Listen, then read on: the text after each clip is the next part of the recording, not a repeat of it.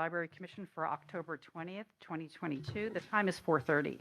I'm Margot Schaub, and I serve as the Library Commission Affairs Analyst. This meeting is being held in hybrid format, with the meeting occurring in person in the main library CRET auditorium and available for view or listen to on WebEx.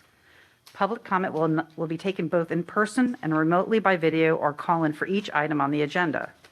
We will conduct public comment with attendees in the CRET first, and then move to WebEx for public comment. Each comment is limited to 3 minutes unless otherwise noted. Members of the public can observe the meeting using the WebEx system by following the link in the library's event calendar or by calling local 1-415-655-0001 and entering access code 2487-652-4521. Attendees wishing to offer public comment virtually should raise their hand when public comment for that item is called. To make public comment when connected by phone, please raise your hand by dialing *3 to be added to the remote queue for the agenda item you intend to comment on. Individuals joining by WebEx should click Raise the Hand button in the lower right-hand portion of the participant panel to be added to the queue. Mike Smith with Media Service Operations will moderate WebEx virtual public comment. Mr. Smith will call upon WebEx attendees by name or by caller number to prompt each attendee who wishes to provide public comment. If we experience any technical issues with WebEx, we will recess and try to address the issue. Please try logging back into WebEx if there are technical problems. Library commissioners in attendance are President Connie Wolf, Vice President Pete Wong, Commissioners Ono, Mall, Lopez, and Bolander. Thank you very much, and hello and welcome to the October 20th, 2022 meeting of the San Francisco Public Library Commission. I just want to acknowledge that this is the second anniversary of Commissioner Lopez and the fourth anniversary of Vice President Huang. So, onward ho. To those of us here in the CRET auditorium, we are delighted to see you, and we are very pleased to welcome our virtual audience via the WebEx platform. We have a very full and wonderful meeting ahead, and we will start first with reading our Ramaytush Ohlone land acknowledgement. The area now known as San Francisco is the unceded ancestral homeland of the Ramaytush Ohlone peoples of the San Francisco Peninsula. As the original peoples of this land, the Ramaytush Ohlone have never ceded, lost, nor forgotten their responsibilities as the caretakers of this place. We recognize that we benefit from living, working, and learning on their traditional homeland. As uninvited guests, we affirm their sovereign rights as First Peoples and wish to pay our respects to the ancestors, elders, and relatives of the Ramaytush community. If you have not already done so, all the materials for this meeting are available to download on the Library Commission page of the library's website, sfpl.org. We have a total of 6 agenda items today, and we will begin with item number 1, which is general public comment. Mr. Smith, could you let us know how many people have joined us via WebEx? President, we have seven participants at this time. Thank you. We will start with general comment here with public general comment from members of the public present here in the CRET auditorium, and then take public comment from our members of the public observing or listening via WebEx. General public comment is now open here in CRET.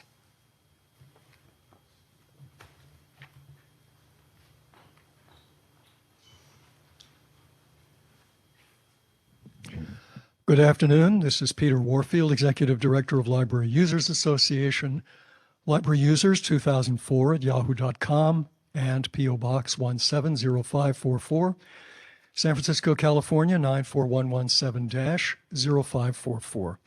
I have 3 main topics today: the library violating open government law, in particular the city librarian, Michael Lambert.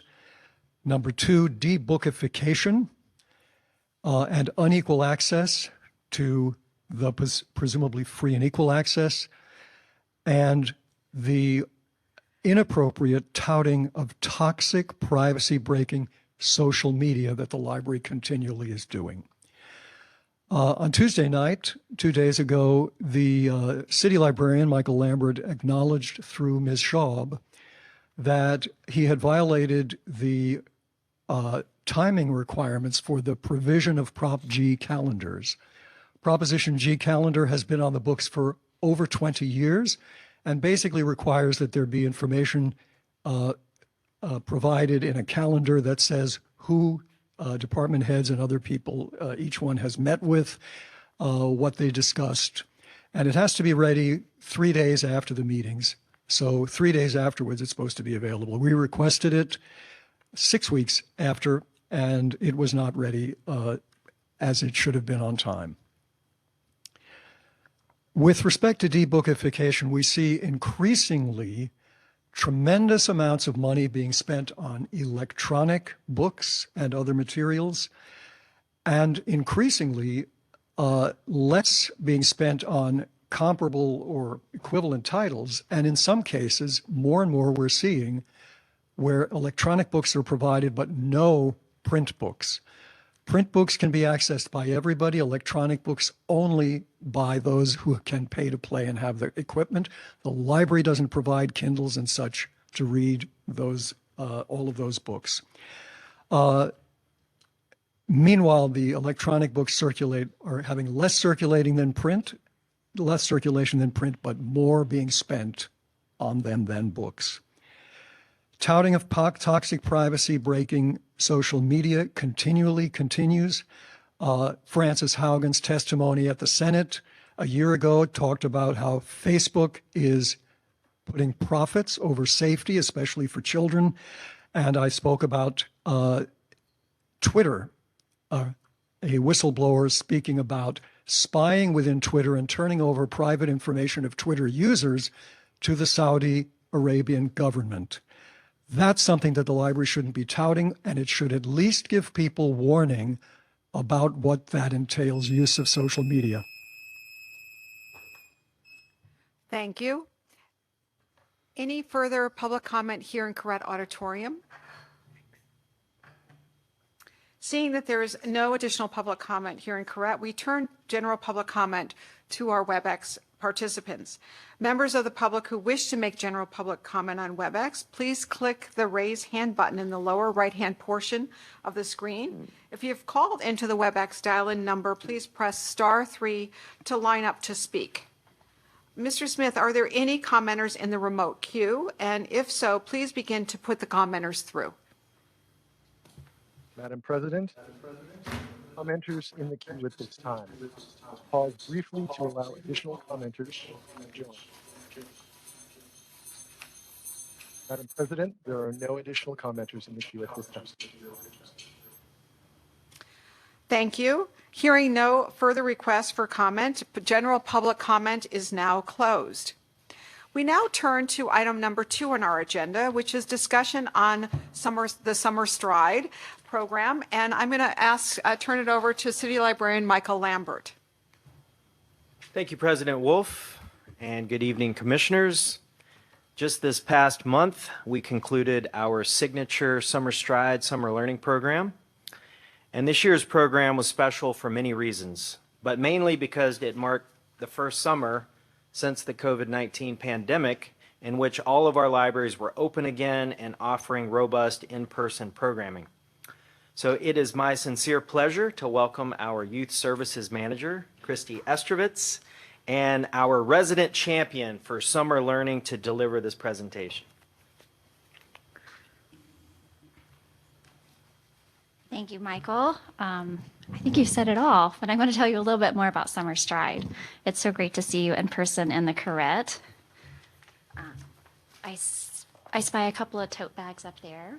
See that you're wearing them with pride.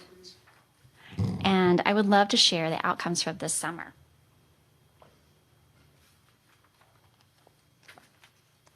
So as Michael said, Summer Stride is back.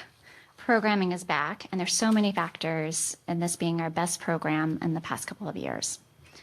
So I invite you to look at the faces of summer, faces of the children, our staff, and enjoy this presentation.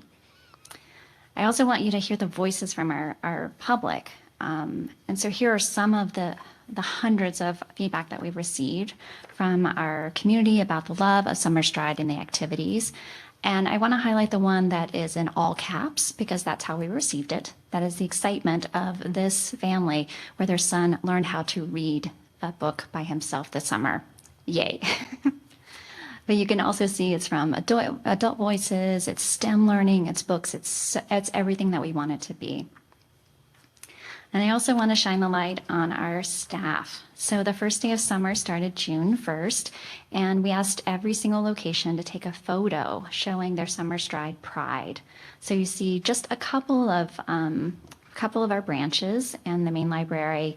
You see our totes, you see displays, you see indoor, outdoor, but I hope you really see the pride that our staff take in presenting this program. These are the big numbers I want to share with you.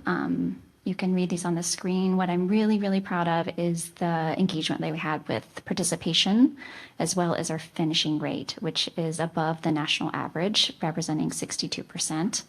I'm simply blown away by the number of programs we were able to present collectively as a system and reaching nearly 12,000 people.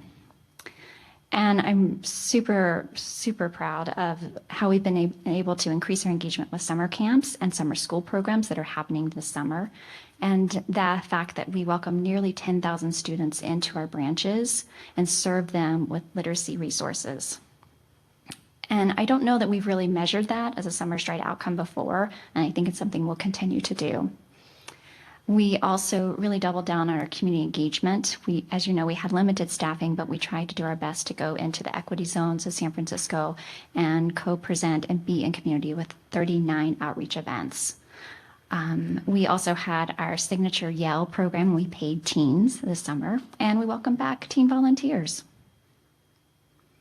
These are some of, I'm going to walk you through some of the data that I find that's pretty significant. And this is the fact that Michael's already shared, like all of our locations were open. Most of them were open 7 days a week. That is a huge accomplishment and access for Summer Stride engagement with our community. We had a robust marketing effort. You've seen them in transit shelters. Hopefully, if you rode the bus like I did a lot this summer, you saw the comic, and it's so fun. As well as our robust social media campaign. I'm sure you follow us on all the channels. Thank you, Jamie Wong, Kate Patterson, and team, and Lisa Weddle for that. We also did our direct mail again to SFUSD students. So this is a colorful tracker. It has this SFUSD book list in it. It has the tracker, so you can just start from day one and bring it into the library to win your tote. It also has that plug about the Scholar Card too. So it's a really important communication piece that we offer. And we also direct delivered books to every single elementary school, public elementary school in San Francisco, and had the help of the teacher librarians to hand deliver one book to every single student before the start of summer. We also sent them a bookmark that looked like the MTA bus card to remind them to come in to their library and get another free book this summer. And we also partnered again with the Everybody Reads program with Director Davis and the Human Rights Commission. That was a total of 16,500 BIPOC books for youth. And we saw, as I mentioned before, an increase in group sign-ups, specifically with class visits and summer school. And the books given away collectively from every single location and our outreach events, over 3,800 books. So thank you, Shelley Cocking and her team for providing those books. I really want to credit Denise Schmidt for reminding youth librarians and staff to request books so we could keep those filled, and they're still giving them out today. We distributed over 15,000 STEM kits that were designed by a team of children's librarians. They also included a video that dropped every other week about how to do this.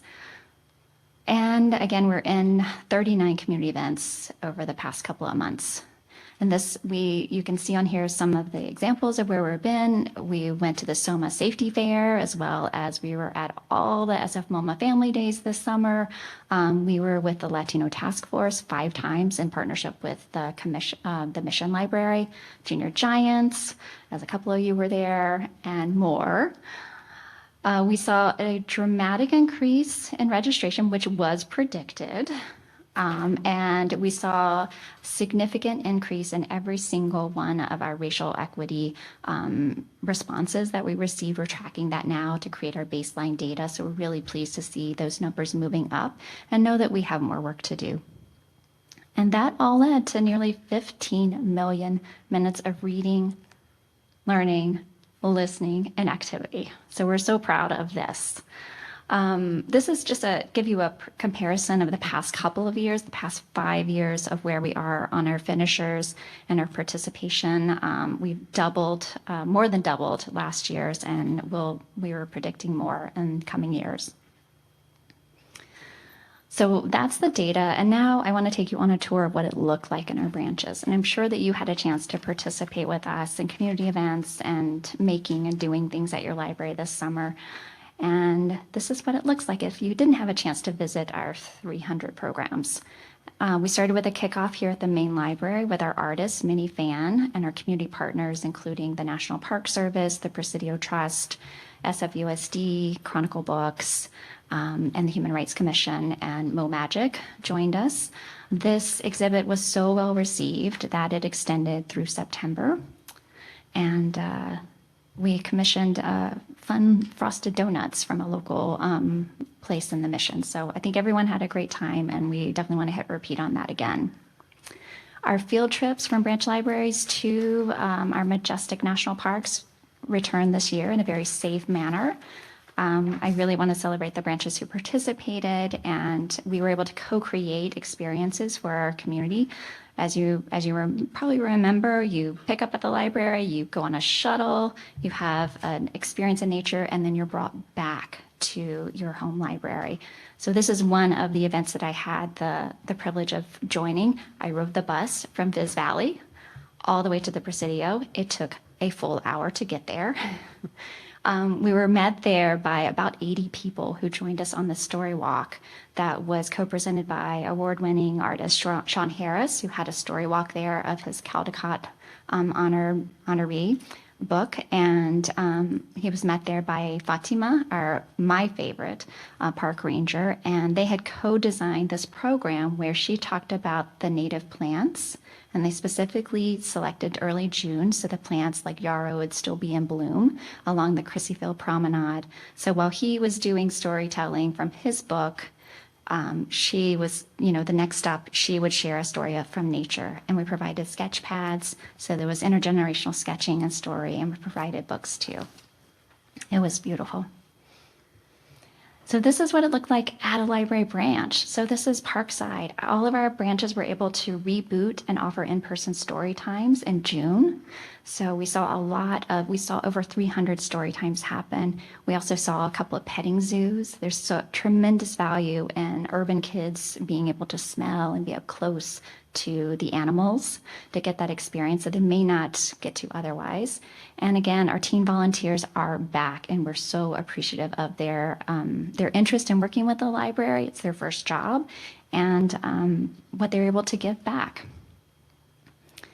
Here's another example of Ortega Library. You see intergenerational programming again, bringing nature, having a plant swap, as well as bringing back some of the traditions that are very important to our community, such as the the Chinese tea ceremony. I want to celebrate Viz Valley. This is one of our branches that was only open for 5 days a week, and they did so much for their community. 80% of their participants in Summer Stride finished. They had the most class visits, and they had 2 librarians on staff this summer. So I just want to celebrate the work that they did for their community to really bring to life Summer Stride at the Viz Valley branch. Their names are Rebecca Gonzalez and Puyok Sin, if you want to send them a thank you note. Again, we were so grateful to be able to give books out in a new way. So here we have an example of a book giveaway at an event at the main library, our Junior Giants Festival that we were in person again. And this is a picture of the teacher librarians who helped give out and hand deliver the books before summer released. They were very grateful and would love for us to do it again. This is Director Cheryl Davis. We co-presented 2 professional development workshops for the Everybody Reads participants. These are service providers. These kits, there were 1,500 of them that we created, and they went into 21 CBOs and were used in multiple different ways. And for me last year, I don't know if you remember, but we had great participation of a group sign up at Bret Hart School. And we were like, who is there? That's amazing. We had like 80 people participate in Summer Stride and finish, and they were youth. And we were kind of, what happened? Well, this year, when I was looking at some of the Everybody Reads reports, I realized that it was 100% college prep. They activate and do a summer program there, and they fully engage in Summer Stride. They use the materials they have. There's a great video that I can share with you of examples of them using the materials to build literacy skills. So it is working. And in fact, on Monday, Dr. Davis and I will be presenting the keynote at the National Summer Learning Association about our partnership and co-designing and deepening our equity work. And the Mission Branch, as you know, they're in their temporary site, and they went out of their way again to work with the Latino Task Force. They did 5 events in the community. They were able to open up their temporary site in conjunction with Sunday Streets, and really be in community in a very intentional way. I know I talk a lot about youth because that's my jam, and that's where my heart is. And there's so much that our adult colleagues, our adult librarians are doing for their community, and their efforts are really paying off with the programs that they're doing. This is the African American Center team, led a variety of events during the summer, including this dynamic poetry event. They partnered up with the Bookmobile and Western Edition branch to be part of the Juneteenth celebration at the African American Center. This is just a sample of some of the adult programs. You see authors, there was many poets, there's music, there's food. I just really want to celebrate Anissa and the team for working so hard and intentionally to build out this dynamic program schedule. It was in-person, hybrid, and online. And I'm going to take a deep breath, and I'm going to introduce my partner, Ileana Pulu. She's our Youth Development Coordinator, and she is the brains behind our Youth Leadership Program. So I'm going to turn the mic over to her.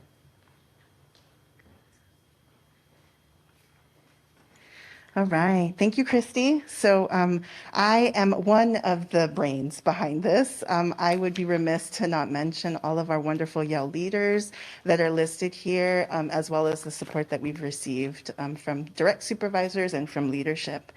This was our continued partnership with SF YouthWorks, who paid youth to do the work this summer. And these are for rising San Francisco 11th and 12th graders that are interested in the public sector. So we're able to give them an introduction into the library and hear what they have to say. And yet again, Yale was at another crossroads this summer. After 2 years of virtual Yale, we received strong feedback to return to an in-person model. Our teens wanted it, and our staff noted barriers in making connections to mentor teens only on a screen. While technology did afford some flexibility, we wanted to see how we could bring Yale back in person. Some of the challenges that we faced were reestablishing relationships, working directly with teens after 2 years, staying healthy, definitely, and working toward a model for both part-time and full-time staff to fully participate in the program. And the project team did a lot of magic and science and hard work.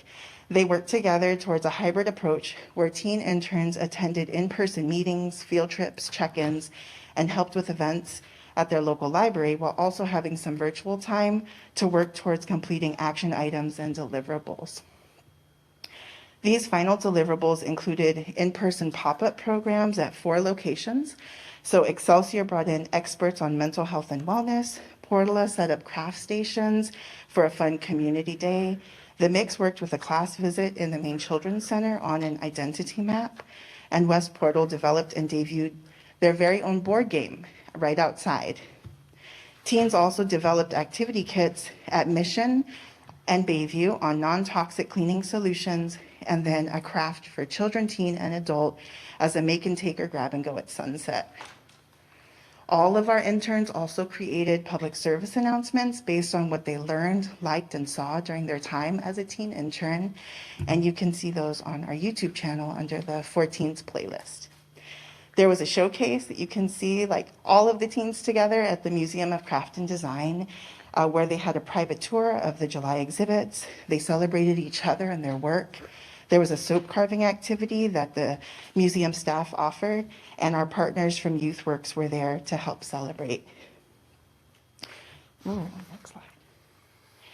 These are some quotes about their summer and the skills that they're continuing to build and reflect on. We also had some Yale parents that also wanted to share their perspective on what they saw, how they saw their teen grow during the course of the program. We're extremely proud of the leadership and growth our teens and their mentors exhibited over the summer. And the project team worked extremely hard to make this a meaningful experience. So thanks for your continued support and the time to share. I'm going to hand it back to Christy.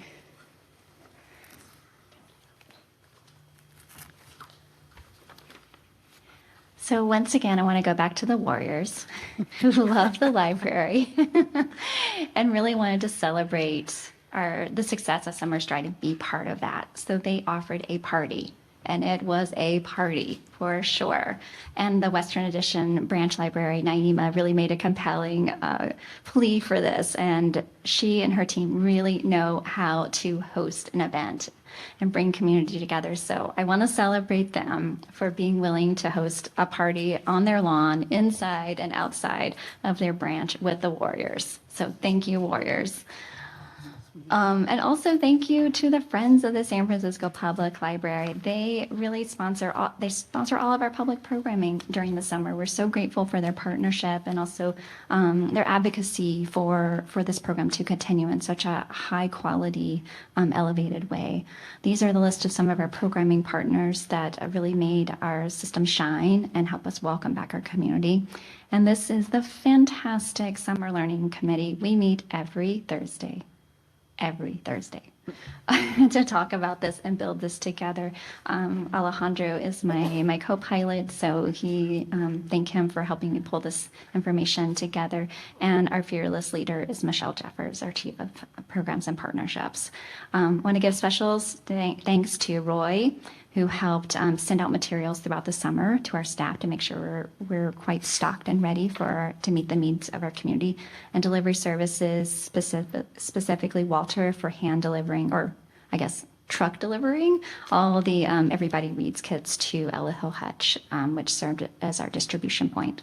And mobile outreach services for providing space for us to do the bundling of the Everybody Reads kits and also our STEM activity kits. They were very generous and kind to offer space to us. And anyone else who I may have forgotten. So thank you for your attention and your time to this. Thank you so much, Christy. And obviously, this is a labor of love. I want to echo Christy's gratitude to the team, but I also want to thank Christy in particular for your passion and your leadership. There's just so much intention and effort that goes into this. Weekly meetings, 52 weeks a year, and the proof is in the pudding. What a spectacular result. So thank you. Thank you, City Librarian Michael Lambert, and thank you so much, Christy and Ileana. That was a really fantastic presentation, and I know we'll have some great comments. But first, we're going to open it up to general public comment, and we'll start here in the Correct Auditorium and then move to a discussion or comments from people on WebEx. So public comment is now open here in Correct.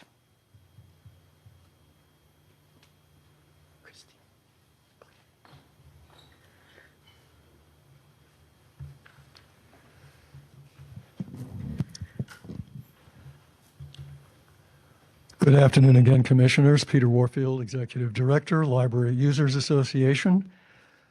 Library Users 2004 at yahoo.com and P.O. Box 170544, San Francisco, California 94117-0544. I'm sounding, I think, a little bit muffled, and I was going to say the speaker was, I thought, difficult to understand. I don't know if it's the mic or what we might do about that, a little more treble and less bass. we're always glad to hear about books and about programs that tout books and that encourage reading. So it's very nice to hear about Summer Stride, which is indeed a very considerable program with a lot of effort and so on. I'd be a little bit cautious about some of the statistics here. Obviously, the library, as our city librarian said, has been open at all branches for the first time in quite, well, previous 2 years it was not fully open, and there was a very strong drop in participation. What I would be concerned about and interested in is the fact that when you have the bar chart showing participation, the 2022 participation is less than half what the participation was in 2019 and 2018. And I know that there are reasons, obviously COVID and the library's closures, but I do think that a goal would be to get back up to where things were before and to figure out what it will take to get things there. I think that there are people who have lost some or much of their habit of using the library. There are still many people that don't know what library is open and where and what the hours are. There are also cuts in evening hours which may affect things as well. There is a good thing that I think is in here, and there might also be an explanation for that, and that is what looks like a success, and that is the completion rate has gone over 50%, roughly speaking, for the first time in all of these other years that are shown. And that sounds like a very good success that it would be interesting to analyze to understand how and why that happened and what might be done to build on that for the future. Thank you. Thank you. Any further public comment here in Corrett Auditorium? Seeing there's no additional public comment in Corrett, we turn to public comment through WebEx. For people who want to make a public comment on WebEx, please click the raise hand button in the lower right-hand portion of the screen. And if you've dialed in, you can press *3 to line up to speak. Operations, are there any members on WebEx members of the public wishing to make public comment? And if so, please put them through. Madam President, there are no commenters at this time. Bad echo. Madam President, there are no additional commenters. Thank you, Mr. Smith. We will, hearing there's no general public comment on WebEx, we now will, public comment is closed, and we will turn to discussion and questions here from the commissioners. Commissioners, I encourage you to ask any questions, make any comment. I just want to begin by saying this really is a labor of love for you, Christy, I know, but what's amazing to me is that the entire library staff is involved in this. I don't think any department is not participating, and I just want to thank the entire library for it does take a village. So any commissioners who would like to begin? Commissioner Mall. I echo exactly what President Wolf just said. I think this is like the most exciting thing that the library does, because if our kids aren't learning how to read and excited about reading, where are we going to be? But I have a few questions. These books were donated privately, is that correct? How did we get to all these books? I'm so glad you asked. It's because you approved the budget. And these are purchased with city funds by our amazing collection development team. So thank you for asking.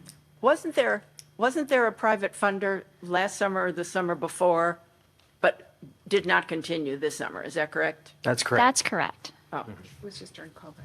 oh, it was just during COVID. Okay. And does each grade get the same book? How do you do that? How do you figure that out? That's a really good question. That is the I would say the work of Denise Schmidt and Sarah Stone collaborating on that. I don't know if they're here.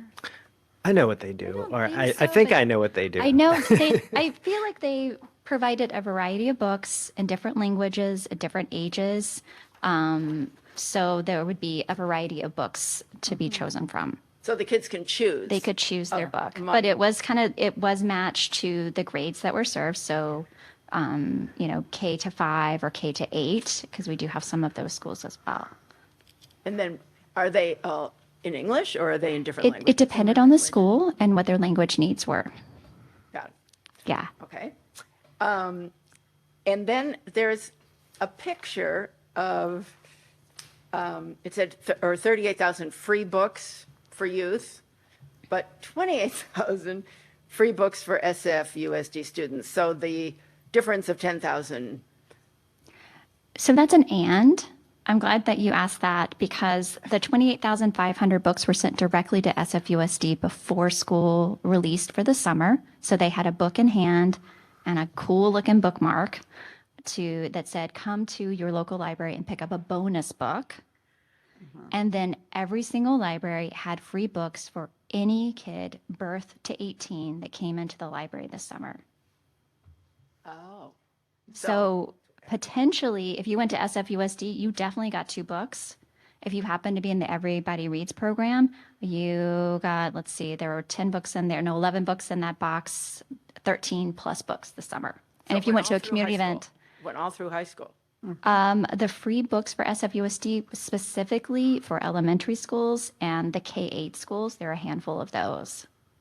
Oh, but not 9 through 12. Not 9th through 12th because middle school and high schoolers do not have like library class. So there wasn't a direct connection with the teacher librarian at the school and the students. And we also have, we had leftover books from the previous summer in that age range available if schools wanted to take advantage of that. I remember Commissioner Wolf and I took a little tour once, and I don't remember which library we were at, but there were very enthusiastic volunteers passing out books. Were there teen volunteers, maybe? Yes, they were teen volunteers. Yeah. Teens were very excited to have a role at the library this summer. Yep. Okay, I might have one more question. Hold on. I was taking notes. I just want to make a comment in regards to the public comment about not as much participation as before the pandemic. I think that's true all across the city, if not the country, for every organization and for every business and for every nonprofit. I think everybody's just getting back up on their feet. So I think the participation that you had and the finish rate is just superb. So congratulations. Thank you. I agree. Thank you very much, Commissioner Mall. Vice President Huang? Thank you as always. I feel like this, oh my gosh, it's like the Summer Stride Report always marks the passage of time for me, because it's like marquee event, flagship program, like deep involvement, right? And it's always like coming back with just amazing results and outcomes, which is really fun. And this being now like completing my 4th year, I guess, through COVID, I've seen different versions like pretty much every single year. I have to ask, I think the public comment actually made a really good point this time, which is the completion rate. Like if you look at the total number of finishers between 2018 and 2022, they're not that off, despite the total number of participants being drastically different.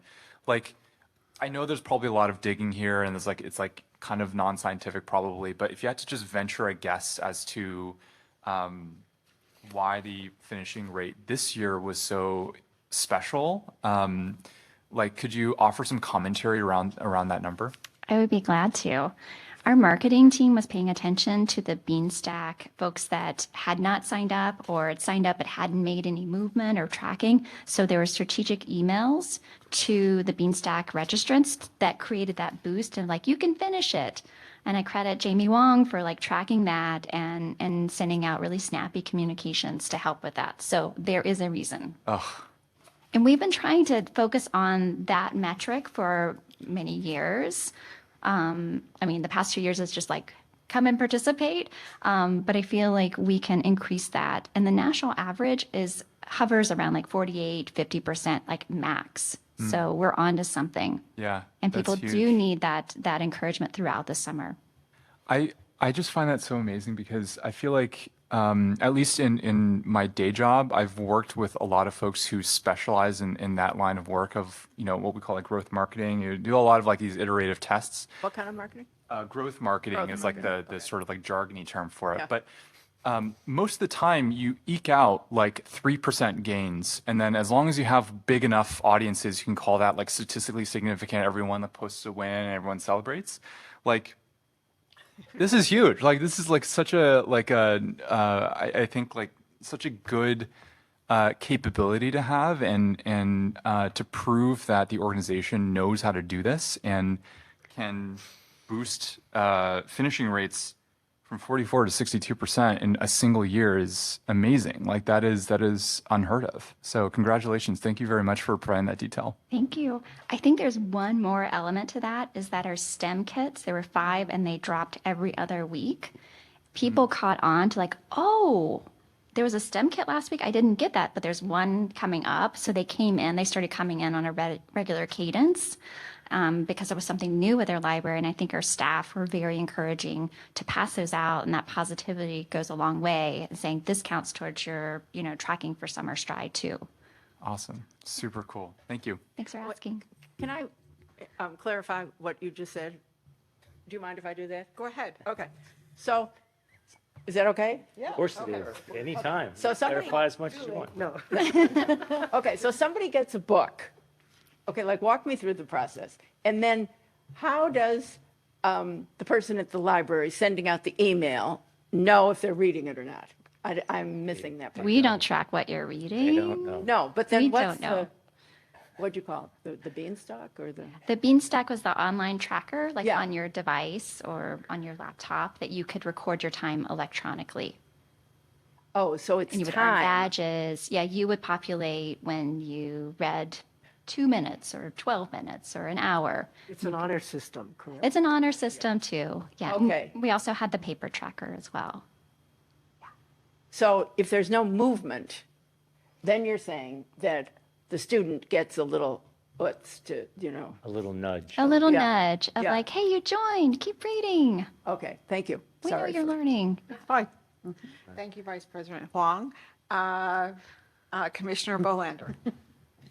Yeah, well, I just, Commissioner Pete's comments about this, I do this for a living too, so I'm shocked. Surrounded Maybe, by yeah, it. maybe, I maybe we couldn't- can hire you to do it up for us because never get this kind of lift.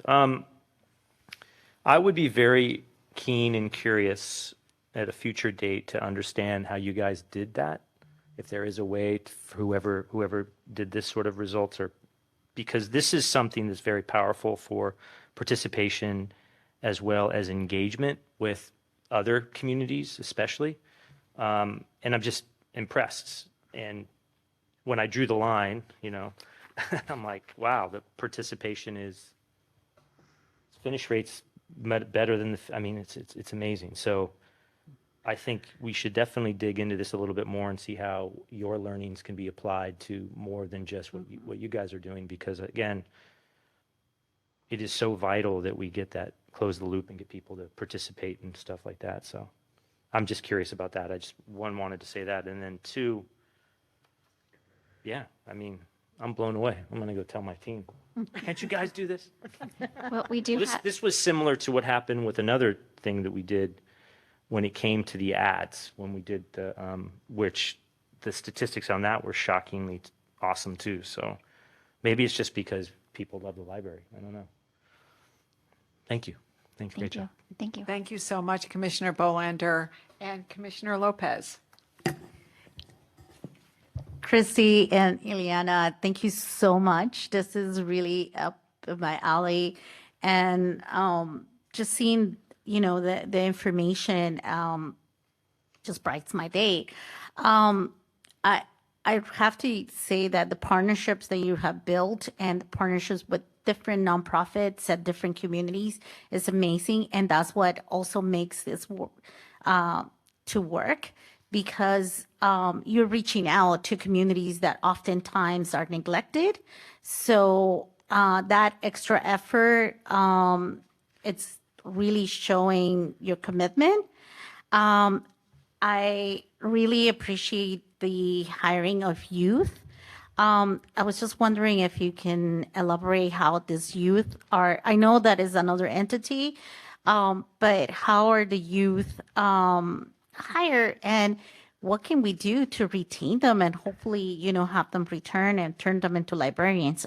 That's a hidden agenda, but so because I feel that we have a pocket of they're really hard. I mean, it's oftentimes hard for youth to get jobs that are meaningful in this way, and that they're creating change. And one of the things that I'm looking at is how the youth that you hire reflects the communities that they're serving. So I'm curious as to how do we keep engaging them, or how we can continue that work. Yeah, thank you for that question and comment, and kind of seeing that. That's what we want too. We want there to be like this pipeline to library services. We want our kids to come into story time and engage with programming. We want them to then become volunteers. We want them to see themselves working in the library and reflecting their community and continuing their education in a multitude of ways.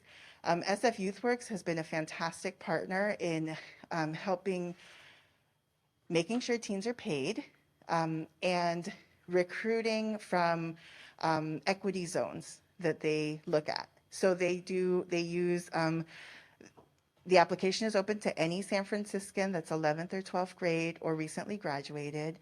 And then they kind of look at focusing on Black, Latino, Pacific Islander youth, as well as LGBTQIA nonconforming. So those are kind of the things that they look at, and also the teens that are interested in being in the library, and also ones that may not know that the library is a place for them. I do have a wonderful story with a through line. We did have a teen that was part of Virtual Yale last year. She participated in one of our virtual cohorts, and she loved it so much she wanted to come back. And YouthWorks, prior to the current iteration, you could only kind of do one program at a time, and then you were done. And then you moved into like the next program of MyEap or something like that, some other youth workforce development. But YouthWorks saw the importance of retention that way too. And they said, sure, you can come back to a Yale and at like this next year. So we had a team that participated last year in 2020 virtually, and then wanted to come back and completed this year at a branch at West Portal branch with the librarian that she worked with last year. So that was a wonderful story that we heard that wanted to happen and that we were able to make happen, and that will continue. Since these are 17, 18-year-olds, we want to continue having that information for them once they graduate from high school, once they're kind of looking at their next steps, to see where they can come back into our fold. And they're really, really interested in all different facets of the library, from how the books kind of get delivered, how they get ordered, how programming happens, what other graphic designers, what other things happen at the library as well. So I would say partnerships, I would say enthusiastic youth, and very, very dedicated staff. Thank you. I do have a follow-up, and I think it's for Christy. I know for a fact that we provide books in multiple language, because I've seen them and I have helped pass them out. Kate, what about the STEM kits? Were those in multiple language? Because I know that often on STEM, that's one of the areas that it's hard to find multilingual resources. So I was just wondering. Thank you for that question. And Yes, so the kits were created originally in English because that's the language that the team was that created them. They're created by our youth librarians, and then they were translated into Spanish and Chinese. So we had those instructions available for the public and our staff to put inside the kits. Thank you. Anything else? Thank you, Commissioner Lopez and Commissioner Ono. Hello. It's the same what everyone else has said. This is an amazing program, but I also want to do a shout out to Ileana.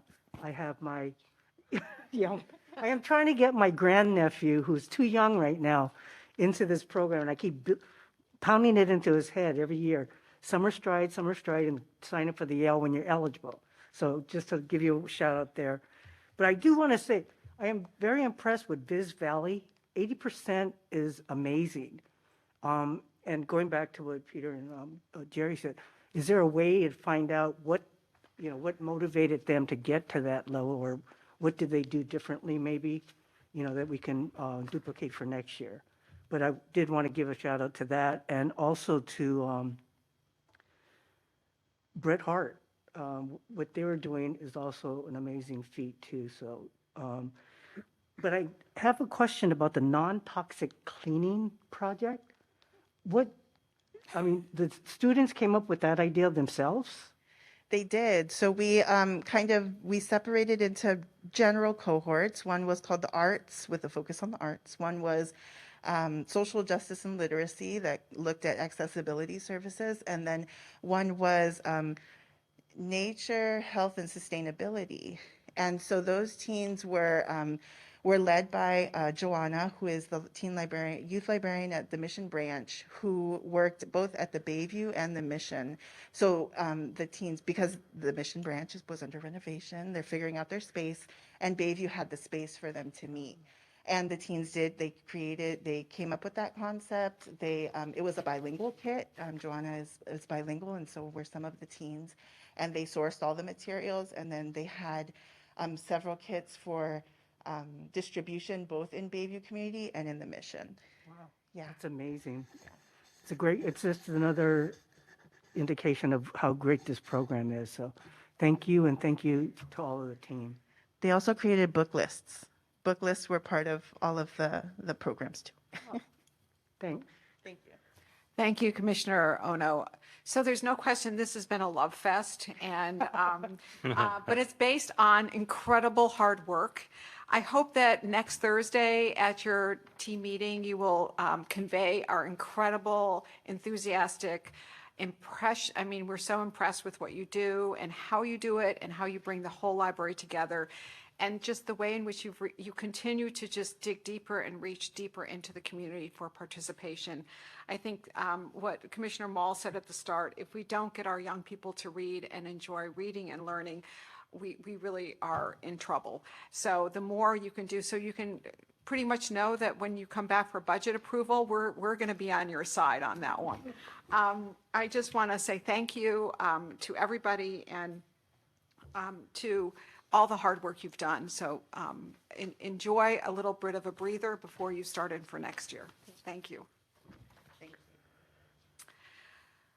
Well, we go from one great presentation to what will probably be three more great presentations. This is item number 3, the City Librarian's Report. So I will turn it back to City Librarian Michael Lambert. Thank you, President Wolf. I have a number of presenters this evening, and I'm pleased to introduce our first presenter. Susan Goldstein is the City Archivist, and she is also the manager of the San Francisco History Center. You'd be hard-pressed to find someone more passionate about their library work or more knowledgeable about their area of subject matter expertise. This evening, she's going to profile the San Francisco History Center and provide an overview of the unique function and depth and breadth of the treasures in this special collection. How do I do this? It's the right, yeah, there you go. Okay, and now for something completely different.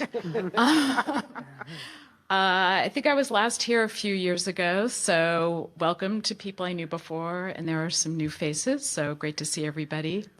I want to talk about the History Center and Archives First thing is that classes are returning. We are so excited. We usually have big classes come in.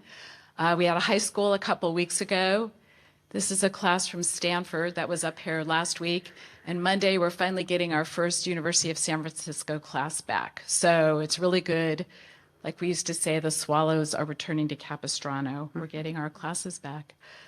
I want to talk about the establishment of the City Archive. A lot of people don't know that the City Archives are here at the library. So they were established by request of Mayor Aliotto and written into the administrative code in about 1972, 1973. The archive is the home of all the historically significant non-current records from all city and county departments, boards, commissions, task forces, the mayor's office, and other administrative units. I am the second person to serve as a city archivist. Both of us liked our jobs a lot and have been here a long time. And about half of my work is outreach to city departments, city agencies, and that means crawling through basements, going through attics, not very exotic. And the other half is managing our department, the History Center, which is up on the 6th floor, our public reading room, and we have a staff of excellent archivists who work on the collections, lead classes, and serve the public. And we have researchers from around the world. So we have all of our old materials. I don't want to really talk about them. We have alcalde records from the Mexican period back in the 1830s. We have gold rush records. Anyone who tells you all city records were destroyed before 1906, they're wrong. So we have deeds, grants, indexes, property records from 1840s to 1906. And then we have homestead maps, some of the oldest maps and drawings in the city history, naturalization records, enemy alien records. But I really just want to focus on what's been happening in the past 3 years. The archives is not moribund. We didn't just get a bunch of stuff. We get stuff constantly. It's very active. So on the left, DPW called me and said, oh, we found our minutes back to 1906 to 1931. Would you want these or should we throw them out? So I told them that I really wanted them, and half of them have come to our new spot in Brannan, and this is the second half. We're waiting for them to be boxed up and come. So I was down at the yards on Army Street looking at all their materials. On the right, we have San Francisco Redevelopment Agency records. Now, these records came to us about 10 years ago when California shut down redevelopment agencies as they existed. But they've been sitting here. We had 40 boxes of photographs. I had a library school student work on the collection, and now we are finally digitizing them. So if you look at our digital system, Digital SF, you will see a lot of these color slides going up in there. And it's one of our most requested collections, Western Edition, Yerba Buena, Embarcadero, lots of San Francisco neighborhoods. Also working with the planning department and assessor recorder right now. A few years ago, I reported on how Michael and I went over to City Hall and we got about 96,000 photographs from the assessor recorder's office of people's buildings and homes. That is the most popular collection that we have. People come in weekly to use it. People who own homes, architects, designers, people doing neighborhood projects.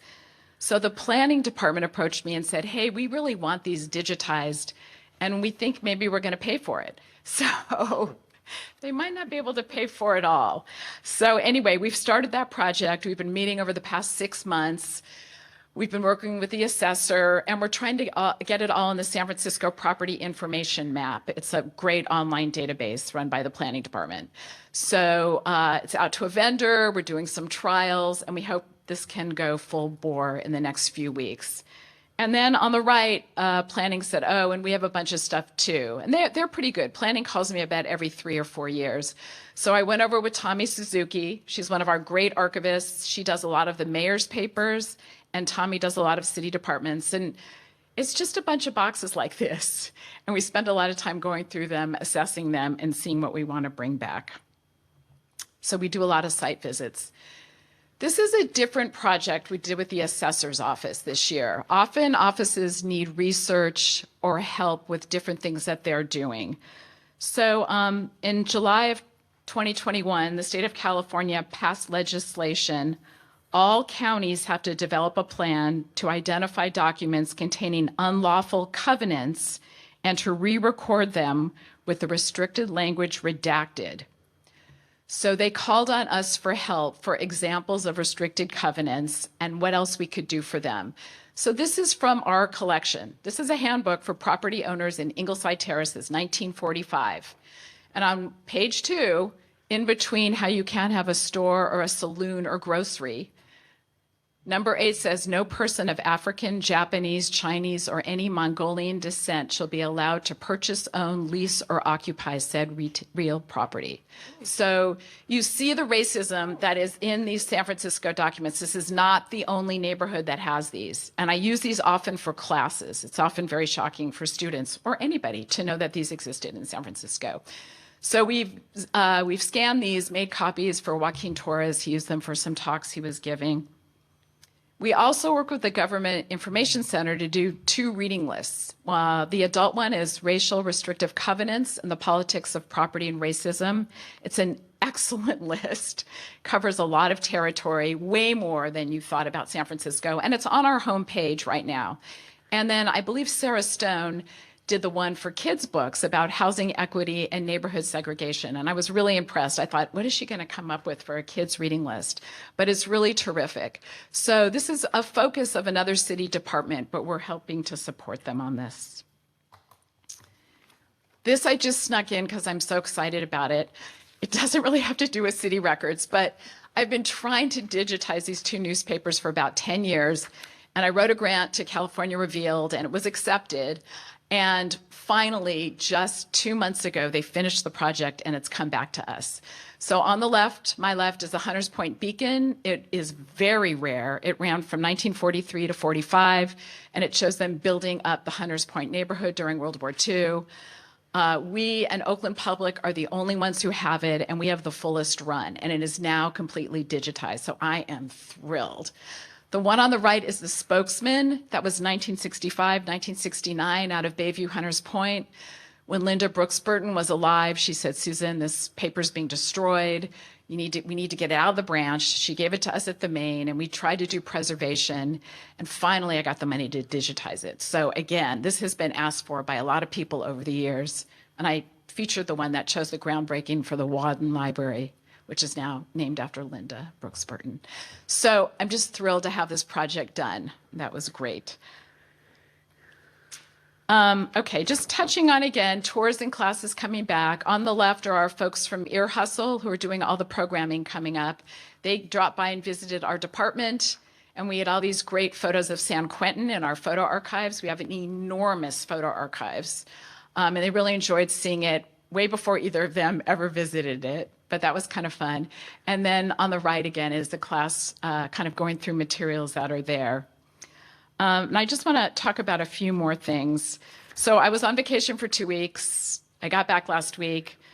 I had many phone messages. One was from the SFPUC. They would like me to do a photo day, like this photo day that I did, up at Hetch Hetchy for all their moccasin employees who have been there for generations while Hetch Hetchy was being built. Sounds like fun. Another phone message from the Department of Public Health. They're doing a documentary on the pandemic. They want to use the COVID community time capsule that I created during the pandemic. They want to see all the materials we gathered in the archives from COVID Command. And they want to know if we'll be a repository for all the oral histories they're going to do for this project. And of course we'll do that. That's something that we do for other city departments. So we can be a repository for these oral histories. Another dump of materials from Rec and Park. Over 50 cartons came and were dropped off at Brandon Street, and they're ready for an archive to come over and process them. And then I had another call from from the planning department to look at more aerial photos and Sanborn maps. So kind of, I was gone for 2 weeks. A lot of city departments have a lot of needs and requests and asks for their historical records, more than you might ever imagine. And then also, just a few facts. Probably our most used collections by researchers around the world are the San Francisco Unified School District papers. There's over 100 cartons of those. The Medical Examiner reports from 1906. redevelopment, as I mentioned before. The mayor's papers are used quite a bit for lots of different projects. And then I want to say how excellent my staff is. I have about 5 Cracker Jack archivists on staff who work on these collections. Again, a collection can be 1 folder or it can be 100 cartons. And people spend a lot of time working on these, making them accessible to the public. All of the guides and finding aids to our collections are on something called the OAC, the Online Archive of California. The OAC was just starting out when I got here. We didn't have any records on it. This week, we have 450 guides to collections up on the OAC. So it's really a remarkable number. And I will talk about our challenges. And biggest challenge is digital. So one is digitizing collections that we have. We don't have an unlimited budget to do it, and you don't want to digitize everything, but you want to do things that people want to see. And I've done a lot of that through grants. And then also taking digital formats. And so now we're faced with the issue of city departments turning over digital formats to us. And they don't always handle that well, and they are using many different systems, and we are coming up to speed on how we're going to handle those digital formats. It's not as much fun for me as like old books and photos and papers, but that's where history is. And so now we have to go into that next era. So that's about it. Thanks. So fascinating. Don't go anywhere because I know they're going to have a lot of questions on this. All right. Our next presenter is a tag team, Ileana Pulu, who you met earlier, our Youth Development Coordinator, and Jin Wu, Acting Family Engagement Coordinator. So they're going to give you an overview of our programming coming up to celebrate Native and Indigenous peoples.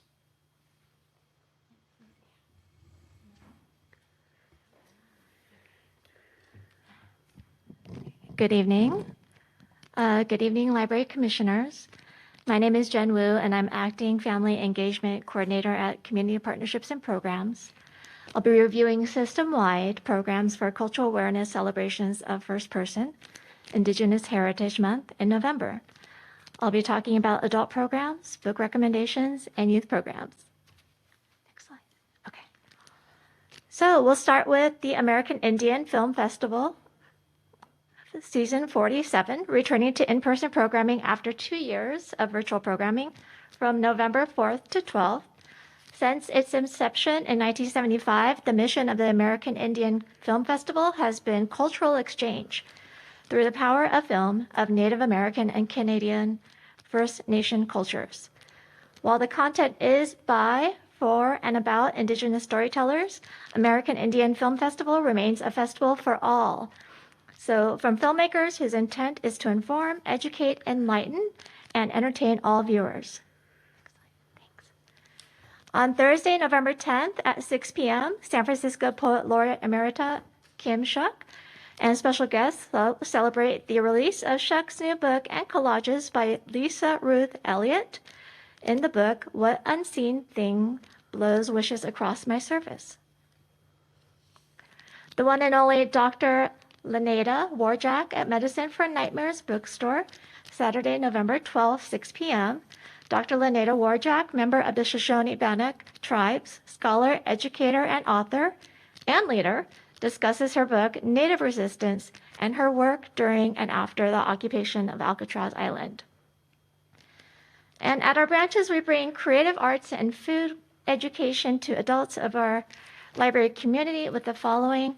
Instructor Kalari Roanhorse, an expert in Native American beading and owner of Navajo Dreams Authentic Handmade Jewelry, teaches the basics of Native American jewelry design and beading. Chef John Faris, lecturer, cooking instructor, native plant specialist, and food educator, and founder of Indigenous Edibles, will visit several branches to share his knowledge of Native and Indigenous foodways. All right. The Readers Advisory Committee is hard at work and has created reading lists for youth, adults, and foodies. These lists are shared on SFPL's first-person landing page via social media, email, news, and are highlighted in our at the library printed newsletter. They are a great complement to the many book clubs featuring Native writers. We'll now move into youth programming and a return of the National Park Service's community programs and outreach. Ranger Fatima Kalindras. Ranger Kalindras has connected with elders in the Ramatosh Ohlone community to learn more about indigenous plants, games, arts, and daily living. Thanks to our partnership with the National Parks, we will rebroadcast a recording of Ohlone games and stories. And inspired by Kalindra's work, Western Edition staff will hold a demonstration of Ohlone games on Saturday, November 19th at 3:30 p.m. We will continue hosting Kalindra's at a variety of library locations from January to March 2023 with a series of programming centering the daily lives and traditions of Ramatosh Ohlone. Through a collaboration with the Museum of Craft and Design, branches will receive STEM kits based on past and current MCD exhibitions of Philip Greenleaf and Stan Padilla, both native artists. Eureka Valley Branch and Ingleside Branch will receive 25 kits per location. For November, another 75 kits will be distributed to Marina, Anza, and Bernal Heights Branch from January through May.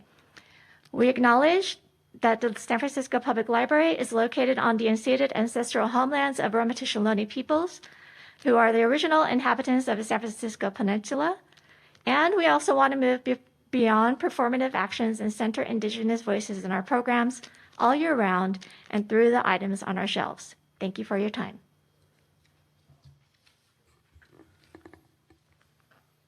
Thank you, Ileana. Thank you, Jen. Just more great examples about how the library is coming back to life, welcoming our community back, and participating in the city's recovery. So our closer today is Leah Hillman. She is the floor manager for the 4th floor here at the main library, and she's going to provide a preview of the upcoming Financial Planning Day, one of our signature events. Good evening, everyone. Thank you very much, Madam President, Michael, and all of our commissioners for inviting me to this meeting. Through our partnerships with the Office of Financial Empowerment and the Financial Planning Association and independent experts, the Business Science and Technology Department on the 4th floor is successfully bridging the gap in financial education so that financial planning is an everyday occurrence in our patrons' lives. Smart Money Coaching offers one-on-one coaching 5 days a week for basic personal finance skills. Our personal finance librarian, Doreen Horston, has been hard at work offering programs. Oh, sorry. You can see I'm new at this. Has been hard at work at offering programs on investing, elder fraud, financial fraud, estate planning, cryptocurrency, and more. Thanks. On October 29th, our big annual event, as Michael said, Financial Planning Day, will feature our partners at the Financial Planning Association, and we'll host a full day of financial programs on topics such as these: insurance, know your sublimits, investing, taxes, get out of debt, and saving for college. They will also offer one-on-one free financial coaching to individuals, and this will be done virtually. However, all the programs, all the presentations will be live streamed in the Correct Auditorium, so those who do not have access to the internet can enjoy the presentations. We're looking forward to a successful day of events and many more over the coming year. Thank you again, Madam President, Library Commissioners, Michael, for supporting our activities, and a special shout out to Lori Chan, our Business Science and Technology Program Manager, for her outstanding work, as well as Katrin Reimuller for her unswerving devotion to supporting her staff and allowing us to raise the bar for all. Great job, Leah. Thank you so much. And that concludes the City Librarian's report. Well, this is truly a love fest meeting, that's for sure. It's going from one high to another to another. Thank you so much, Susan and Jen and Ileana and Leah. Those were really fantastic, informative really inspiring presentations for the kind of work you do and you do with all of your colleagues. So we'll now turn this over to public comment. We'll begin with public comment here in Corrett Auditorium. Public comment is now open.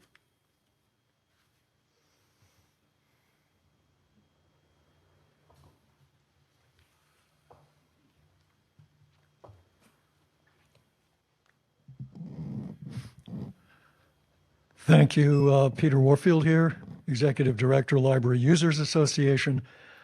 Library Users, 2004 at yahoo.com and P.O. Box 170544, San Francisco, California, 94117-0544. Thank you very much for scheduling these and to the presenters for these very informative and interesting presentations. The History Department is tremendously rich in a whole range of materials, as we already know, even without the presentation, but the presentation was particularly interesting. And one of the things that was not mentioned among challenges was, what do you do with what sounds like at times a Niagara of material coming in? And so the question I think that needs to be considered is, how does the History Department manage that, make sure that everything is cataloged properly and so on and so forth? And how long does it take to get material ready for the public once it's been provided in raw form? And whether they have funding and staff to do what needs to be done. I recall particularly seeing some very beautiful old pictures of the old Maine done by a wonderful photographer, and it was a pleasure to look at those pictures quite some time ago. With respect to the financial planning, it's also interesting to hear about programs, and one of the things that I would like to see, and I'm not sure if I haven't been paying attention or just there hasn't been much programming, but it seems that a lot of the programming that I have seen is for people who have money, basically what to do with your money and how to invest and so on. But it seems to be lacking in stuff that might apply to poorer folks. Basic questions like, when should you get on Social Security? What are those choices? What about medical care and medical insurance? What about Medi-Cal for various ages of folks and the different categories, and how that affects what your options are and what the requirements are? What about housing for seniors? I know that that is, for a number of people, very, very obscure and difficult and complex. Where do you go? What do you look for? What options are there? Waiting lists, all sorts of things along those lines. So for poorer people, they too have needs, and I would urge the library to really focus on making stuff available for those folks as well. Thanks very much. Thank you very much. Any further public comment here in Corrett Auditorium? Seeing there's no further public comment here, we will now turn to our viewers on and participants on WebEx. Mr. Smith, are there any callers in the queue? And if so, please put them through. Madam President, at this time, there are no callers in the queue. I will pause briefly to allow additional callers to join the queue. Madam President, there are no additional callers in the queue at this time. Thank you. Hearing no further requests for comment, public comment is now closed, and we move to the commission discussion on this item. Again, thank you to our presenters for this incredibly robust and informative set of presentations. And I ask if there's any any comment here from our fellow commissioners. Commissioner Mall. I was particularly interested in the archivist report, and I'm sure you never in your life thought that archives would be such a big deal as they are right now. Everyone is. I know, and I applaud my comrades at the National Archives for doing what they're doing. Exactly, exactly. So it has brought you out of the Out of the basement. out of the basement or the Fourth floor, the sorry. fourth floor, right, into the limelight. So we understand how important all that historical stuff is. I saw an article in the Chronicle, which I sort of read quickly, and I didn't see the SFPL listed of the something that's going on in the city right now about mapping the city. Do you know what I'm talking about? Oh, does anybody know what I'm talking about? Okay. It's like the 49 miles. They've got like quadrants. I know what you're talking about. Yeah? Yes. And it was from a historical point of view, and PUC is involved, and the Planning Commission, and Yeah, the focus that I picked up on, they were highlighting current events and happenings and programs going on in each of the 49 square miles of the city, just to like stimulate economic activity. yeah, well, I thought, never mind. But I did see an article about a very, very rare map, the first one of California that's for sale, and it's only $600,000. So just something to think Only? Maybe one day we could have a commission tour of the archives. that would be fantastic. You could walk us through and show us what's going on up there. Yeah. Yeah, okay, thanks. Thank you, Commissioner Mull. Any other further comments? Commissioner Lopez. Susan, I have visited the archives and I know it's fascinating. Can you elaborate more on the classes? Like, do we offer the classes or do the universities kind of self-invite themselves? And what kind of classes are those? So the universities usually ask if they can come. They want to use the materials to teach their students. So sometimes we actually co-teach the classes with them, or sometimes we'll just pull materials for them and they'll go over it with the students. Usually we're there. It goes, the youngest is middle school. I've had middle school classes. I've actually had grammar school classes come and they want to do the history of their neighborhood or of their school. We'll have something about their school. We'll have photos and we have yearbooks. So that's enough for them. Middle school, a little more involved. And then mostly it's high school, college, and a lot of graduate students. So the class that's coming on Monday from USF is Rachel Brahinsky, and she does social change and political change. And she has students embedded in different city departments in that class. So we're going to be pulling a lot for her starting tomorrow, looking at all different kinds of city departments and their histories. So it's all over the map. It really ranges. So they reach out to you and they reserve the room or the space and so they reach out to me and then we'll assign a staff person to work with them. And we have the rare book room in the back. We have that as our teaching room. And I have another question, but it's more of curiosity. Are there any archives or any public records documents that are, what will be the word, more sensitive in terms of like to digitize? Because I'm figuring archives in terms of like the longer you have paper and some of them will be more delicate or, and the challenges that you will have in terms of digitizing if they're not in good shape. I was just curious. So there's a physical issue with things that are delicate, and we have a beautiful overhead scanner here, and stuff that we can't press flat on our Epson scanners, we shoot from the overhead scanner. And then there's also a much more sensitive political issue. There's things we have in the archives that we won't digitize because they might be a little sensitive to just have them out there on the web. So we'll allow researchers to come in and use them.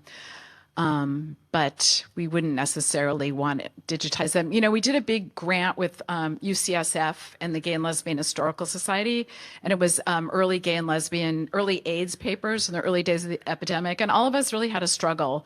And we had to talk to the city attorney a little too about what we wanted to digitize and put out there and what was more appropriate for people to come in and see. So there are a whole host of issues like that in the archives. That's what I suspected. Yeah. Thank you. Mm-hmm. Thank you so much, Commissioner Lopez. Commissioner Bolander. Yeah, I was curious about the first person. These are all collections that people can, like you have reading lists, I'm assuming. There's specific reading lists. So each one of the ones on page, I think, 44. Yeah. So these are all reading lists that people can look up.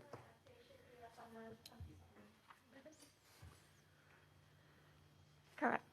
Hi, correct. They should be up on the San Francisco Public Library website on our landing page for first persons. And it was created through the help of Readers Advisory Committee.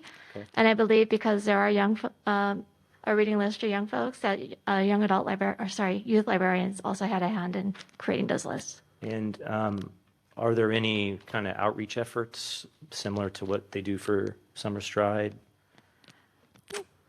That question I cannot answer. Or Michelle. great. There goes From Commissioner you in a while, Bowman Michelle. asking another so it's time question. to come on down. Thank you, Michelle, for saving me. We need a, yeah. Yeah, just curious. Yes.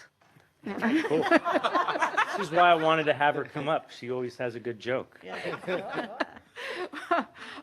No, but we do work with our partners to get the word out, and then we'll continue to like set up press releases and our newsletter just focused on our first person efforts. Okay, thank you. Thank you.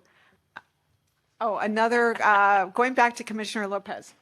I have a question for the American Indian Film Festivals.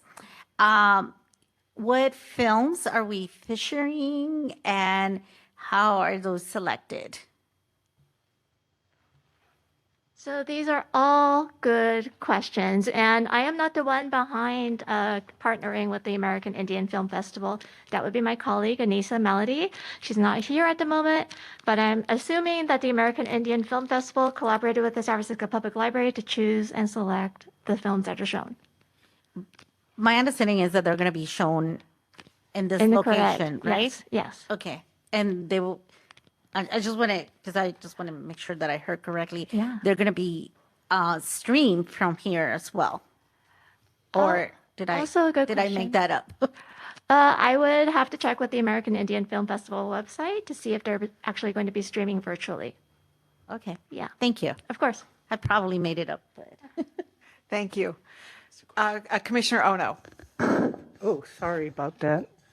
That was a little scratchy. Thank you very much for your presentations, Susan, Jen, Ileana, and Leah. I do have a question. Well, I wanted to make a comment. Only 80 years ago did they have that one handbook that excluded Asians and other races from owning land. And it's such a good lesson for students because a lot of them don't realize, as you know, as free and liberal as San Francisco is, that we had a lot of these restrictions. And without the archives, people just, they don't really understand our past. And it's something that they really need to remember and to hopefully never do again. Anyway, that's my commentary for the day. But I do want to appreciate, send a lot of appreciation to your staff, because I know as as the city archives, you guys have a huge responsibility. And for only, a team of 6, that's an amazing job you guys are doing. And then Jen and Ileana, the first person presentation was great. I had a question regarding the kits that you mentioned, regarding the museum display. What exactly are the kits and who are they for? So the kits, I don't know if you've noticed, but there has been a trend for museums and organizations to offer take-home kits to their customers and patrons to encourage, engagement with the organization. So Museum and Craft and Design for a while has been creating kits to offer to their patrons to take home. And 2 of them are being developed. They have STEM aspects to them, but obviously the artists, as you can see, their artwork are displayed above. And the topics of the kits are making paints, so making your own paint, and then geographical mapping. So, and they're intended for school-age youth, and then younger children with the assistance of their families. Okay, great, thank you. And I also wanted to, the financial plan, one of the things I like is that a lot of the things are being held at Correct, and they're also streaming. And so that way, I know people talk about accessibility. So I'm glad it's in both forms. So that way you can either do it in person, or if you do have internet connection, you can do it online. So thank you for being sensitive to all of the people that we are trying to get our messages to. Thank you, guys. Thank you, Commissioner Ono. These are really wonderful comments, and I just want to be sure. I know we were focused a lot on Susan's presentation because the history of San Francisco and what you do is so vibrant, but I just want to make sure that Jen and Ileana and Leah know we really are so appreciative of the work you're doing, and wish you best on October 29th, Leah, to you and your team for what seems like going to be a very robust and important part of what you do. And I know it's just a sliver of what you do all year round, but this is a really important moment for you. And really excited about all the programming that you're doing in November but I know that it continues year round, which is one of the great treasures of what the library represents, is it's just not just a month, it's all year. So thank you to everyone. So we now are finished with item number 3, and we will move on to the next item on the agenda, which is the Library Commission meeting schedule for 2023, which we have on the screen and in materials. And Michael, is there anything you'd like to add before we open up for general public comment? No, Madam President. I think the commission meeting schedule's reflected here on the screen, and it's pretty self-explanatory, but thank you. Thank you. So we will now open it up to public comment on the item number 4, which is a Library Commission meeting schedule for 2023. We'll take public comments here in Carrot Auditorium and then move to our WebEx. Participants, public comment is now open.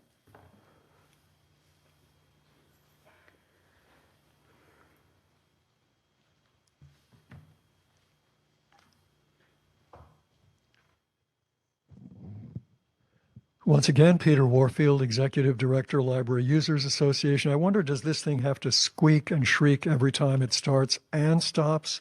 I think it's distracting and kind of rude. It has done that silently previously, the timer. Peter Warfield, Executive Director, Library Users Association, Library Users 2004 at yahoo.com, and P.O. Box 170544, San Francisco, California, 94117-0544. I've commented before and don't have much hope of a change, but this is a schedule whose timing, the time of day that the meeting starts and continues, is not what would be convenient for folks who work, or for that matter, your own staff, if they want to be here on their own time and not on time away from work. And I'm not sure to whom, for whom this is, 4:30 meeting time is convenient. In many other places, when they want public participation for public meetings, they have start times that are much later, including as late as, for example, Berkeley City Council, 7 o'clock. I'm kind of disappointed that even when you have apparently a big success, which is Summer Stride, there wasn't a single person, not one single person here who wasn't a library employee other than myself to comment. And presumably you had a lot of satisfied people, a lot of people who were very happy with the program. Why are they not here? Is it because their parents work? Is it because the kids are in school? Where are they? To tell us how good it was, what worked, what didn't work, all those kind of things that you might want as policy people to know better and understand better. So I think that a lot later meeting time would be more convenient for the public who is using the library and who typically, every time you've done surveys, under the Library Preservation Fund have told you if they could have more hours, they want evenings and weekends. Where are the evenings and weekends for the Library Commission to make itself available to the public? Thanks very much. And please don't squeak as I'm done. Thank you. Thank you very much. Any further public comment here in Correct? Seeing there's no further public comment in Correct, Mr. Smith, are there any people on WebEx who would like to offer public comment at this time? Madam President, there are currently no commenters in the queue.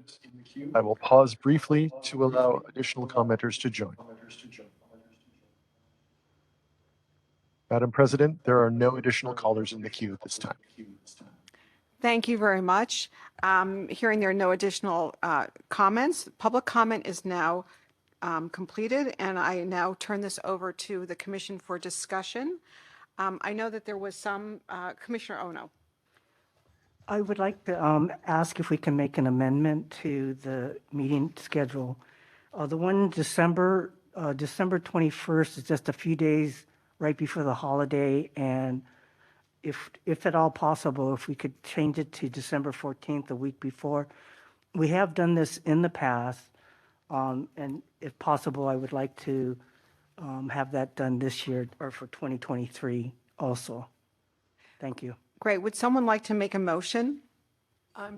I move that we change the meeting date from December 21st to December 24th, 2023. 14. 14. And actually, the motion should be that you propose that we accept the meeting schedule with this amendment. With submit. Correct. Is that good enough? Do that again. Yeah, Just in let's case. do it again. I'll do it again. Drum roll.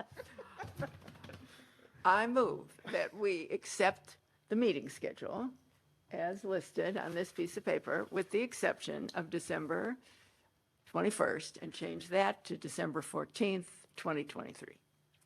Do I have a second? I second. Commissioner Lopez. So Commissioner Mall proposes that we accept the meeting schedule for 2023 with the amendment of the meeting in December to take place on December 14th. Commissioner Lopez seconded it. And I'll take the roll call. Commissioners, please say aye or no when I call your name. President Wolf, Aye. Vice President Wong, Aye. Commissioner Ono, Aye. Commissioner Bolander. Aye. The motion passes unanimously. So we now move on to item number 5 in the agenda, which is a discussion and possible action to approve the September Commission meeting minutes. We will open public comment before Commission discussion on this item. We will start here in Correct Auditorium and then move to WebEx. Public comment is now open here in Correct Auditorium.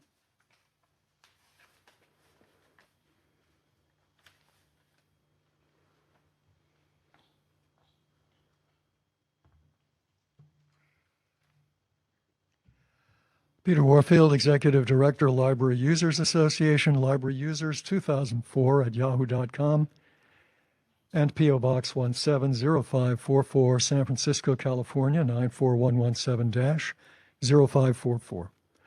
I say these things because they're important, and it's something that with some people attending remotely, there's not the usual ability for people to communicate with each other at a public meeting, unless they have some contact information.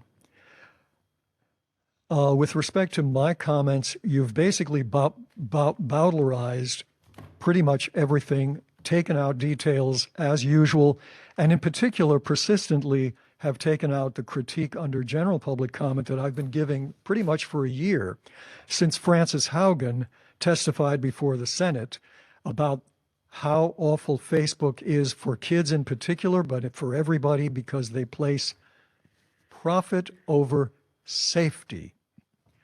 I also talked about the last 2 times about a Twitter employee, a high-level Twitter employee whistleblower like Frances Haugen, who talked about Twitter being very unsafe and putting profits over safety. There was an instance where there was a spy essentially for Saudi Arabia who was giving personal information of Twitter people who were using names that left them anonymous to the public, but who gave personal information to MBS, the Saudi head. And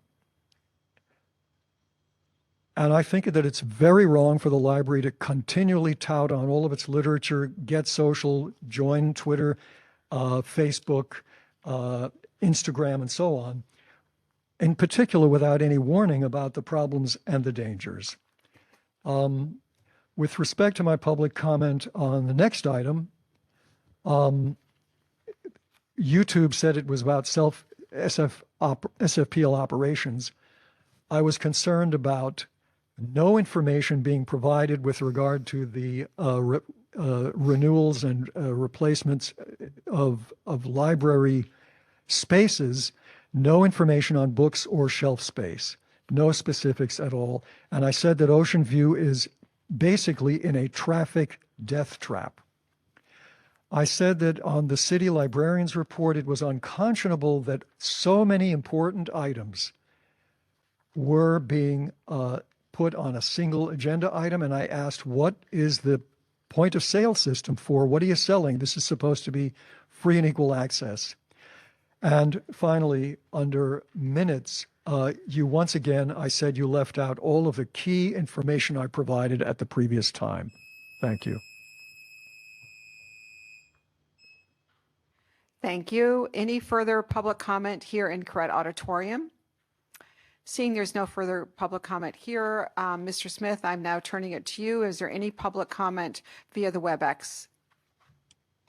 Madam President, there are no commenters in the queue at this time.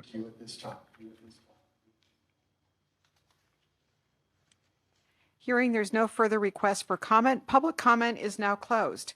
We now move to commission discussion and action on item number 5, which is approval of the September 15th, 2022 minutes. Is there someone who would like to make a motion to approve the minutes? So moved. Vice President Huang moved. Is there a second? I second. Commissioner Bolander. I will take the roll call. Commissioners, please say aye or no when I call your name. President Wolf? Aye. Commissioner Ono? Aye. Commissioner Mall? Aye. Commissioner Lopez? Aye. The motion passes unanimously. We now move on to our final agenda item, number 6, which is our adjournment, which we are doing in honor of Stasia Cato. And I turn the meeting over to City Librarian Michael Lambert.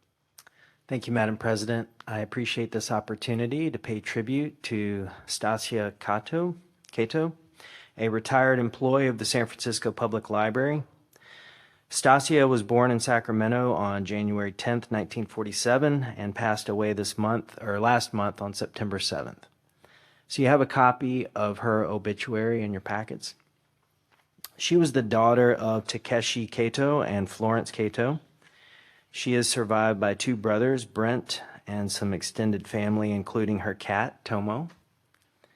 She graduated from San Jose State University, majoring in art history, and also the University of California at Berkeley with a master's degree in library science.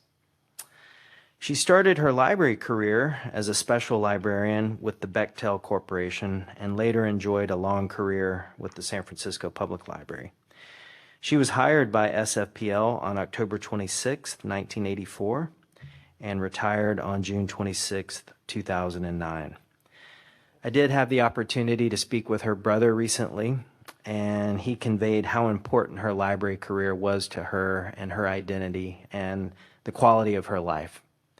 So I appreciate your consideration of adjourning today's meeting in her memory. Thank you. Thank you so much. It's always so wonderful to hear the tales of people who have dedicated their lives to the San Francisco Public Library, and it's wonderful that we can pay tribute to their service and honor them and their families for what they have given to the communities. So thank you. We will now open public comment on this discussion item, the adjournment, in honor of Stasia Cato. We will begin with comment here in Corrett Auditorium. Public comment is now open.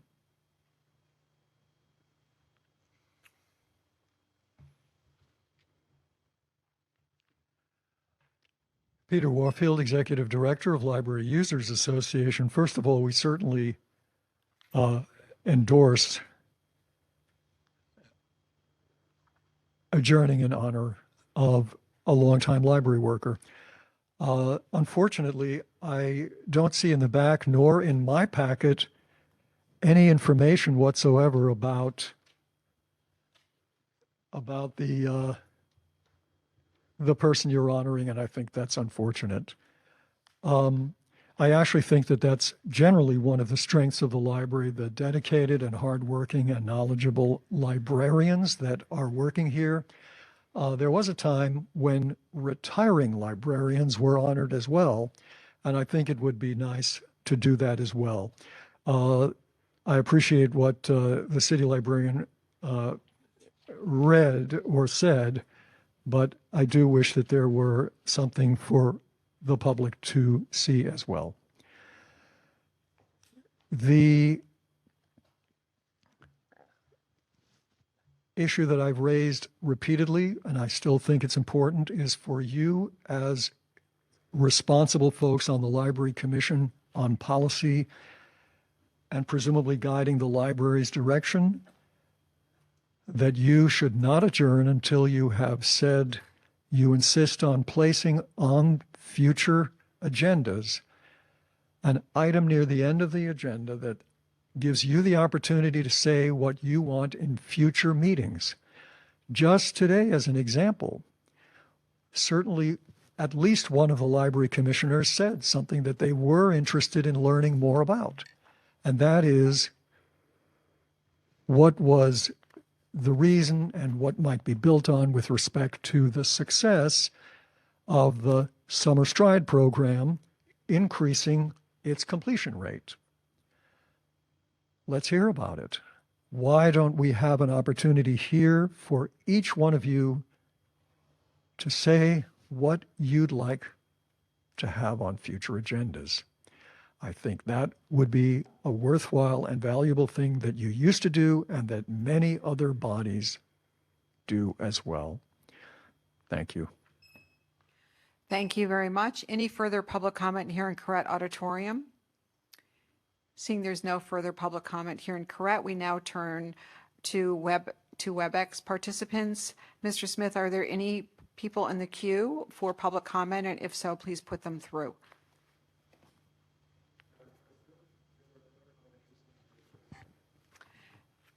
Thank you very much. Hearing that there's no further public comment, public comment is now closed, and we move to commission discussion and action on item number 6, which is to adjourn the meeting in the memory of Stasia Cato. Would someone like to make a motion to adjourn the meeting? I'd like to make a motion, and I wanted to make a comment. I believe that her bio was also on the website that links to the commission meeting. I would like to adjourn this meeting in honor of Stasia Cato. Thank you. And do we have a second? Seconded. Vice President Huang. So we have a motion from Commissioner Ono and a second from Commissioner Vice President Huang to adjourn the meeting in the honor and memory of Stasia Cato. And I'll take the roll. Commissioners, please say aye or no when I call your name. President Wolf? Aye. Commissioner Mall? Aye. Commissioner Lopez? Aye. Commissioner Bolander? Aye. The motion passes unanimously. The meeting is adjourned, and we look forward to seeing everybody on November 17th. Thank you to everyone. Thank you.